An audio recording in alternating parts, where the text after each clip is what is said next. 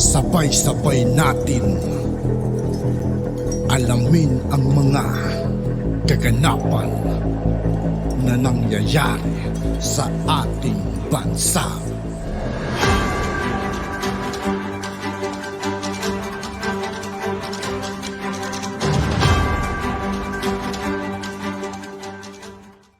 Yo, what's up mga kaibigan? This is Aitoki po again. Ngayon nandito naman ulit tayo sa channel ni Banat Kapanig TV. Dito naman ulit tayo magbibigay ng komento at reaksyon. Kaya samahan niyo ako guys. Let's go! Kayo ang mga salbahe. Kami bang mga digongyo ang salbahe? Kami bang mga maudigs ang salbahe? Kami bang mga saramaw ang salbahe? Sino bang nagpo-project sa mag-ama na demonyo? Sino po ba ang nagpo-project sa mag-ama na pro-China? Sino po ba nagpo-project sa mag-ama na kaaway ng taong bayan? Mamamatay tao. Kami po ba? Tandaan po nyo si Martin, before itong lahat ng kaguluhan na to, hindi po kilala yan. Wala po nakakakilala kay Martin. Siguro, doon po sa lugar niya, kilala siya, congressman siya ron. Pero sa buong Pilipinas, wala po, hindi po kilala. Kilala lang siya, pinsan ni Marcos. Hindi po siya kasi, ngayon po naging popular na dahil sa pinaggagawa nila sa House of Representatives. Tandaan po ninyo, naniniwala po ako dito sa sinabi ng isang congressman. Walang nagaganap sa House of Representatives. Nung nagpasalamat po si Edsel Lagman, na Dilawan. Dilawan po to eh. Si Edsel Lagman. Nung nagpasalamat po siya kay Speaker Martin, no? Salamat Speaker Martin sa pagtatanggal nyo ng confidential fund ni Sara Duterte. Nagpasalamat sila na tinanggalan ng confidential fund si Sara Duterte. Tinanong siya, bakit po si Speaker Martin ang pinasalamatan nyo? Di ba ano yan, yung buong Congress yung nagtanggal? Ay, naniniwala ako na wala namang nangyayari sa House of Representatives na hindi alam ng Speaker. O yan po, galing po yan sa congressman, hindi po namin invento yan. May source po ako, si Edsel Lagman. Ngayon pa lang umaamin na ako kasi uso yung sino source mo eh. Ang source ko po si Edsel Lagman. Siya po nagsabi.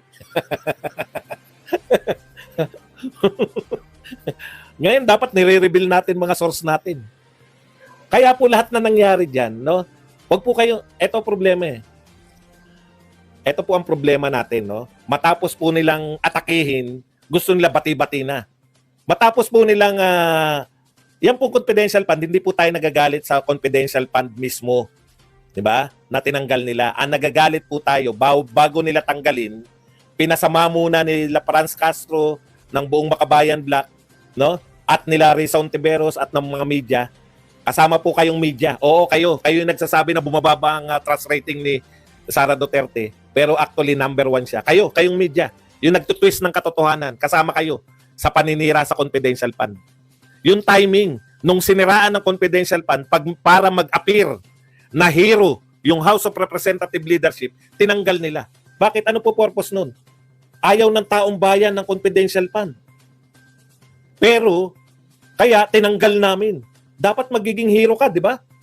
Dapat yung leader ng House of Representative ay maging hero, maging kahanga-hanga. Dahil, ayaw ng taong bayan niyang confidential fund eh. Ayaw nila yan eh. Tapos tinanggal ko. Dapat tumaas yung rating mo. Eh bakit po hindi tumataas? Baka kabaliktaran. Baka gusto ng taong bayan yung confidential fund. Tinanong si BP Sara, saan mo ba gagamitin yung confidential fund? Ginagamit ko yan para iugnay ko sila Franz Castro dito sa mga rebelde. Palakpakan yung taong bayan. Doon pala ginagamit yan. Mga taga Davao. Sinunod po nila. Alam nyo sinunod nila? Naatakihin. Confidential fund nung Davao City Mayor si Sara Duterte. O ano po nangyari sa Davao City? Ano po yung nangyari sa Davao City? Insurgent free. Walang utang ang Davao. Maunlad ang Davao. Nakasama sa top 10. Dati hindi po kasama sa top 10. Pinakamayaman na syudad sa buong Pilipinas. O dahil sa confidential fund, nakasama na. Eh maganda pala ang confidential fund. Bakit nila pinasama? Eh pinasasama nga nila dahil gusto nila bumaba yung rating ni Sara Duterte. Lahat po ito politika. Kaya yung sinasabi ng atakdog na si Rendon na walang alam sa politika, ang sabi ni Rendon, wag na tayo mamulitika, matagal pa ang politika. Wag muna tayong magsiraan. Ayaw na ng taong bayan ng ganyan. Sino po ba naninira kanino? Nananahimik yung Vice President, nagtatrabaho. Tatanggalan nyo ng pondo. Tinanggalan nila ng pondo ang Vice President at DepEd Secretary. Hindi nila, bakit? Feeling nila, ayaw ng tao ng confidential fund. Ngayon, nalalantad sa tao, saan ginamit ng Davao ang confidential fund? Ay, ang ganda pala. Dapat pala, buong Pilipinas yan. Paano buong Pilipinas? Pinigilan na nga. Anyways, ano pa ang ginawa nyo? No? Stress lang natin. Baka sabihin nyo, pinasan nyo yung resolution para papasukin ng ICC. Ano sabi ng chismosong si Llamas? Ano sabi niya? Pucha, sabi ni Llamas, hindi naman sa chismis, pero malamang yan, may kumakausap na. May kumakausap na raw talaga sa ICC. Ayon sa chismosong si Llamas. May source ako ha. Baka sabihin nyo, invento ko to. Kay Llamas po yung galing. Gusto nilang papasukin ng ICC. Walang kaabog-abog. Paulit-ulit na si Pangulong Marcos nagsasabi nung kampanya hindi pa papasukin, biglang nagpasa ang HOR. Nababago eh. Ay, may resolution ng House of Representatives. Ano na nga sabi ni Lagman? Walang nagaganap sa House of Representatives na hindi alam ng speaker. Sino po nagsabi niyan? Hindi po si Badong, si Edsel Lagman. O ano sabi? Merong resolution para papasukin ng ICC. Ano nasabi ng Pangulo sa ICC? Pag-aaralan natin ang pagpapapasok. Okay. Pinakulong ang mga anti-Reds. Pinakulong ang mga anti-NPA na si Eric Badoy at saka si Badoy. Gustong patanggalan ng SMNI. Tapos sumusuporta ngayon sa Pistok. Ramdam namin yung suporta mo, Speaker. Ramdam namin ang suporta mo sa mga Duterte. Pero ito ngayon ang tanong.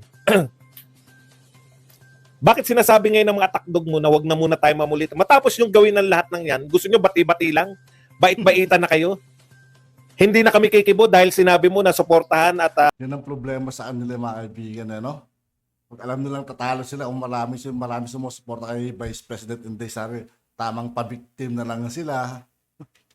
sana po yung sinasabi nyo makita namin sa gawa, maramdaman namin. Ang dali lang naman po niyan eh. 'Di ba? Ayaw na namin sa Pistok. Pag yun ang sinabi mo at saka hindi na namin tutuloy yung panawagan na papasukin ng ICC. May pagsisimulan tayo. Natotoo yung sinasabi mo pero matapos yung maikarga yung mga yan, matapos yung atakihin yung mga Duterte, sasabihin nyo na tama na. Bait-baitan na kami. Sana naman wag nyo na kaming atakihin. Hindi namin kayo atakihin matapos yung gawin ng lahat ng yan. Para kaming pipi na nun. Para na kaming, bakit pa kami naging vlogger? Punta na po tayo rito kay Llamas. Alam nyo, kinakabahan ako rito eh. Kaso-sulsul nito ni Llamas ng mga dilawan sa inyo. Alam nyo kayo mga dilawan, kakamping, no? Tuwan-tuwa kayo, di ba? Warak na yung unit team, di ba? Natutuwa kayo ngayon. Yun yung purpose nyo eh. Ang tanong, may nag-gain ba kayo? May nahita ba kayo sa paninira ninyo? Ngayong wasak na yung unit team. Number 1 na ba si Lenny? Si Lenny na ba mananalo o si Risa? Wala pa rin.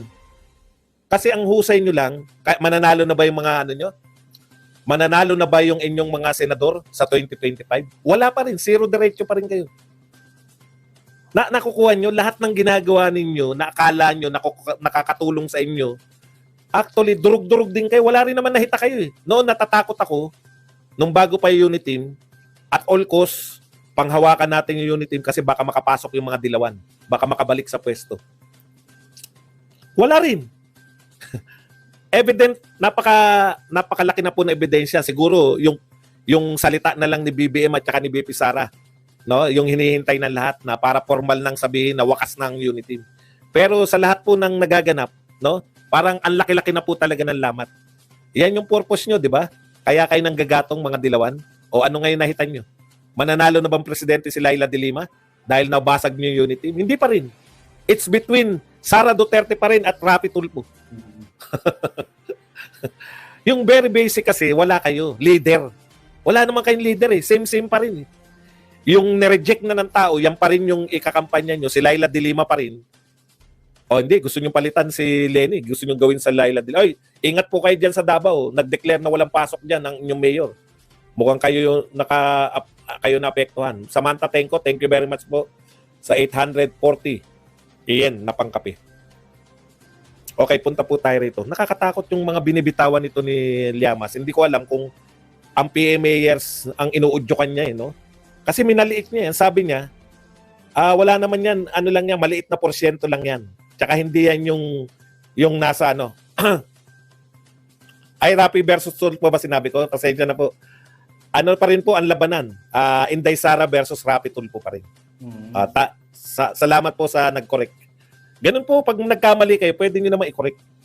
Okay.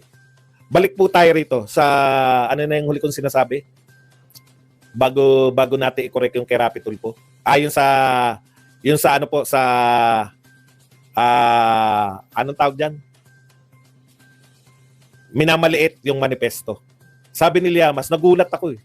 Hindi ko po alam na ang laki pa lang porsyento, no? Sabi niya, walang talab yan kasi yung 140 na pumirma, yan po ay ano lang, no, yung 10% lang daw ng FMA graduate. 10%? Ang laki po nun. 10%. Pero siyempre, pag ganun mo po tinignan na 10% kayo ang At yun nga po mga kaibigan, dito po nagtatapos ang ating reaction video. Muli ako po si I2K ng Sundalo ng Tunggalo. Maraming salamat sa patuloy na pagsuporta. Yeah, peace out.